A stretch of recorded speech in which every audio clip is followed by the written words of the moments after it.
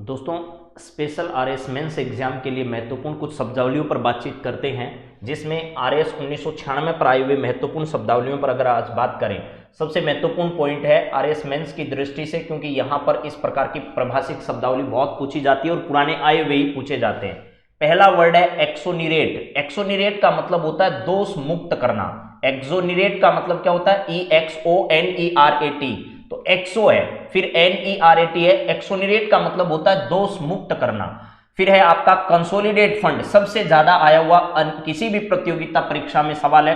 Consolidate fund का मतलब होता है संचित निधि या स्वीकृत निधि होती है। तो संसद की संचित निधि के बारे में आपने सुना होगा, उसको बोलते हैं कंसोलिडेट फंड। तो है कंसोलिडेट फंड जो है वो क्या होता है? संचित निधि या स्वीकृत निधि होता है। एग्रीरेरियन का मतलब क्या होता है? एग्री का मतलब होता है कृषि से संबंधित। एग्रीरेरियन का मतलब होता है एग्रीरेरियन, तो कृषि से संबंधित जो होता है उसे बोलते हैं एग्रीरेरियन। ये भी कई परीक्षाओं में आ चुका है। एजुकेशनल क्वालिफिकेशन जो है उसको बोलते हैं शैक्षणिक योग्यता जो है वो आपकी क्या है, यानी आपकी एजुकेशनल क्वालिफिकेशंस जो है वो क्या है।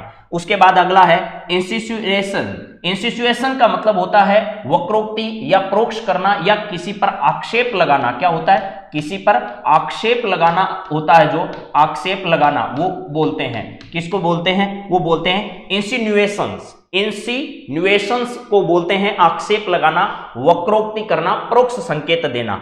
डिलिमिटेशन खूब चर्चा में रहता है, परिसीमन होता है। डिलिमिटेशन का मतलब अभी जम्मू कश्मीर में परिसीमन का काम चल रहा है, तो डिलिमिटेशन का मतलब होता है परिसीमन करना, ठीक है, या परिसीमन है। इसके बाद है कवरिंग लेटर। कवरिंग लेटर का मतलब जो भी पत्र होता है उसका जो बाहर वाला लिफाफा होता है उसको हम कवरिंग लेटर बोलते हैं, यानी आवरण पत्र उसे कहा जाता है।